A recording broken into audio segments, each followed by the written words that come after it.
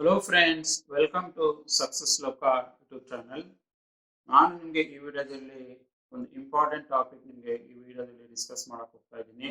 ನಾವು ನಮ್ಮ ಜೀವನದಲ್ಲಿ ಯಾವಾಗಲೂ ನಾವು ಇನ್ನೊಬ್ಬರನ್ನ ಚೇಂಜ್ ಮಾಡ್ತೀವಿ. ನಾವು ಇನ್ನೊಬ್ಬರನ್ನ ಏನಾದರೂ ಮಾಡಿ ಅವನ್ನ ಚೇಂಜ್ ಮಾಡ್ತೀನಿ.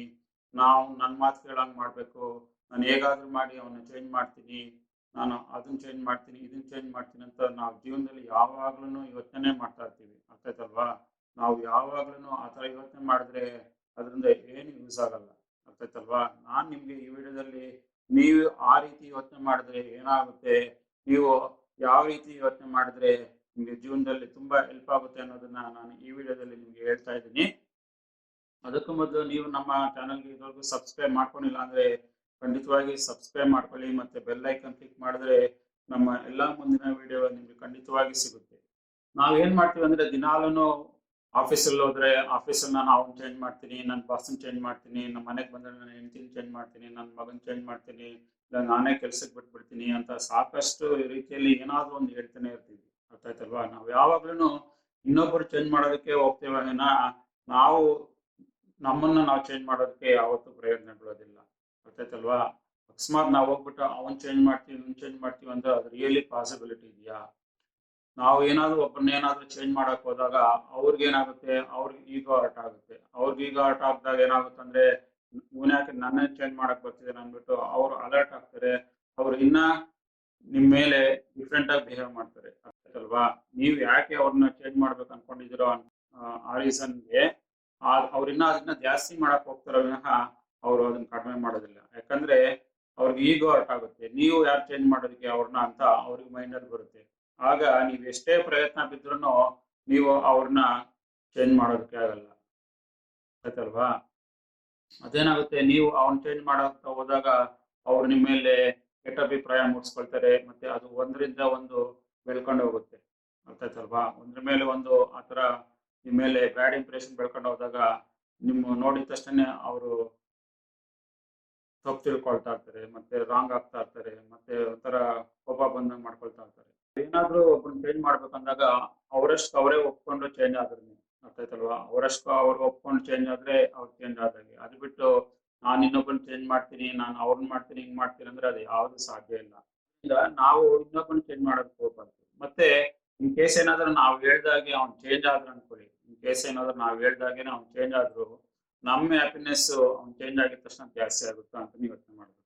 ಅರ್ಥಾಯ್ತಲ್ವಾ? ನಾವು ಅನ್ಕೊಂಡಿದೀವಿ ಅವ್ನು ಚೇಂಜ್ ಮಾಡ್ಬಿಟ್ರೆ ನಂಗೆ ತುಂಬಾ ಹ್ಯಾಪಿ ಆಗುತ್ತೆ ಅಂತ. ಅದು ರಿಯಲ್ ಆಗಿ ಆಗುತ್ತಾ? ಈಗ ನಾವು ಒಬ್ಬರನ್ನ ಏನಾದ್ರು ಚೇಂಜ್ ಮಾಡಕ್ ಹೋದ್ರೆ ಅಕಸ್ಮಾತ್ ಅವ್ನು ಚೇಂಜ್ ಆಗ್ಬಿಟ್ರೆ ನಮ್ಗೆ ಹ್ಯಾಪಿನೆಸ್ ಗ್ಯಾರಂಟಿ ಸಿಗುತ್ತಾ? ಯಾವಾಗಲೂ ಆ ಹ್ಯಾಪಿನೆಸ್ ಯಾವಾಗಲೂ ನಮ್ಮ ಜೊತೆನೆ ಇರುತ್ತಾ ಅಂತ ನಾವು ಯೋಚನೆ ಮಾಡ್ಬೇಕು. ಅರ್ಥಾಯ್ತಲ್ವಾ? ನಾವು ಏನ್ ಮಾಡ್ಬೇಕಂದಾಗ ನಾವು ಇನ್ನೊಬ್ಬರನ್ನ ನಾವು ಚೇಂಜ್ ಮಾಡೋದಕ್ಕಾಗಲ್ಲ, ನಾವು ನಮ್ಮನ್ನ ಮಾತ್ರ ಚೇಂಜ್ ಮಾಡ್ಕೊಳ್ಬೋದು. ಅರ್ಥಾಯ್ತಲ್ವಾ?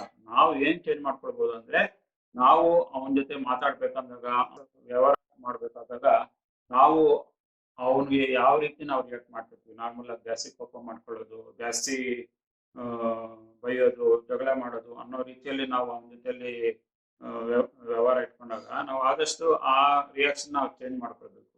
ನಾವು ಖುಷಿಯಿಂದಾನೆ ಮಾತಾಡ್ಬೇಕು, ಸಂತೋಷದಿಂದಾನೆ ಮಾತಾಡ್ಬೇಕು, ಒಳ್ಳೆ ರೀತಿ ಮಾತಾಡೋದಕ್ಕೆ ಸ್ಟಾರ್ಟ್ ಮಾಡಿದಾಗ ಆಗ ಅವ್ನಿಗನ್ಸುತ್ತೆ ಇವನ್ ಯಾಕೆ ಕಂಪ್ಲೀಟ್ ಚೇಂಜ್ ಆಗ್ಬಿಟ್ಟಿದ್ದಾನೆ, ಇವನೇ ಚೇಂಜ್ ಆಗ್ಬಿಟ್ಮೇಲೆ ನಾನ್ ಯಾಕೆ ಚೇಂಜ್ ಆಗ್ಬಾರ್ದು ಅಂತ ಅವ್ರಿಗೆ ಯೋಚನೆ ಬರುತ್ತೆ. ಗೊತ್ತಾಯ್ತಲ್ವಾ? ಆ ರೀತಿ ಇದ್ದಾಗ ನೀವು ಇನ್ನೊಬ್ರು ಎಷ್ಟೇ ಕೆಟ್ಟ ವ್ಯಕ್ತಿ ಆಗಿದ್ರು, ಎಷ್ಟೇ ಕೆಟ್ಟ ಪರ್ಸನ್ ಆಗಿದ್ರು, ನಾನು ಅವನ್ ಚೇಂಜ್ ಮಾಡ್ಬೇಕು ಇವನ್ ಚೇಂಜ್ ಮಾಡ್ಬೇಕು ಅಂತ ಹೋಗ್ಬೇಡಿ. ಅರ್ಥಾಯ್ತಲ್ವಾ? ಇದರಿಂದ ಯಾರಿಗೂ ಏನು ಯೂಸ್ ಆಗಲ್ಲ. ಅರ್ಥಾಯ್ತಲ್ವಾ?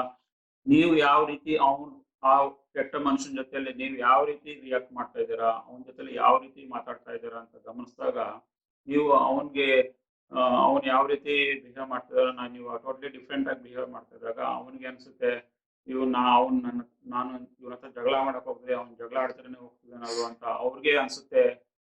ಇವರಿಂದ ಈ ರೀತಿ ಮಾಡೋದ್ರಿಂದ ಯಾರಿಗೇನು ಅನುಕೂಲ ಆಗಲ್ಲ ಅಂದ್ಬಿಟ್ಟು ಅವರೇ ಆದಷ್ಟು ಚೇಂಜ್ ಮಾಡಕ್ ಟ್ರೈ ಮಾಡ್ತಾರೆ.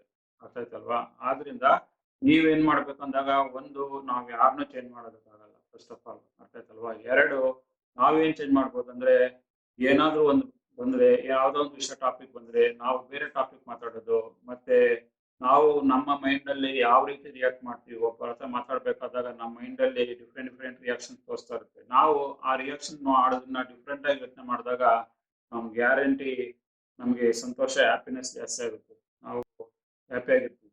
ಈ ರೀತಿ ಇದ್ದಾಗ ಬೇರೆಯವ್ರಿಗೂ ಅನ್ಸುತ್ತೆ, ನಾನು ಇವ್ನಿಗೆ ಏನೇ ಟ್ರಬಲ್ ಕೊಟ್ರು, ಇವ್ನಿಗೆ ಏನೇ ಇದ್ ಮಾಡಿದ್ರು ಇವನು ಹ್ಯಾಪಿಯಾಗೇ ಇದ್ದಾನೆ, ಆದ್ರಿಂದ ನಾನು ಆ ತರ ತೊಂದರೆ ಕೊಡೋದು ಬೇಕಾಗಿಲ್ಲ, ನಾವು ಕೆಟ್ಟ ವ್ಯಕ್ತಿ ಆಗೋದು ಬೇಡ ಅಂತ ಅವರು ಚೇಂಜ್ ಆಗ್ತಾರೆ. ನಾವು ಜೀವನದಲ್ಲಿ ಇನ್ನೊಬ್ಬರನ್ನ ಚೇಂಜ್ ಮಾಡೋದು ಬಿಟ್ಟು ನಮ್ಮನ್ನ ನಾವೇ ಚೇಂಜ್ ಮಾಡ್ಕೊಂಡು ನಾವು ಯಾವ ರೀತಿ ರಿಯಾಕ್ಟ್ ಮಾಡ್ತೀವಿ ಜೀವನದಲ್ಲಿ ಅನ್ನೋದನ್ನ ನಾವು ಚೇಂಜ್ ಮಾಡ್ಕೊಂಡ್ರೆ ನಾವು ಖಂಡಿತವಾಗಿ ಜೀವನದಲ್ಲಿ ಸಂತೋಷವಾಗಿರ್ಬೋದು ಅನ್ನೋದನ್ನ ಈ ವಿಡಿಯೋದಲ್ಲಿ ನಿಮ್ಗೆ ತಿಳಿಸ್ಕೊಡೋಕೆ ಹೋಗ್ತಾ ಇದ್ದೀನಿ. ನಿಮ್ಗೆ ನಾನು ಈ ವಿಡಿಯೋದಲ್ಲಿ ಹೇಳಿರುವ 2 ಪಾಯಿಂಟ್ ನಿಮ್ಗೆ ಇಷ್ಟ ಆಗಿದೆ ಅನ್ಕೊಂಡಿದ್ದೀನಿ. ನಿಮ್ಗೆ ಈ ವಿಡಿಯೋ ಇಷ್ಟ ಆಗಿದ್ರೆ ಖಂಡಿತ ಲೈಕ್ ಮಾಡಿ, ಮತ್ತೆ ಬೆಲ್ ಐಕನ್ ಕ್ಲಿಕ್ ಮಾಡಿದ್ರೆ ನಮ್ಮ ಎಲ್ಲಾ ಮುಂದಿನ ವಿಡಿಯೋಗಳು ನಿಮ್ಗೆ ಖಂಡಿತವಾಗಿ ಸಿಗುತ್ತೆ. ಮತ್ತೊಮ್ಮೆ ಸಿಗೋಣ ಮತ್ತೊಂದು ವಿಡಿಯೋದಲ್ಲಿ. ಅಲ್ಲಿಯವರೆಗೂ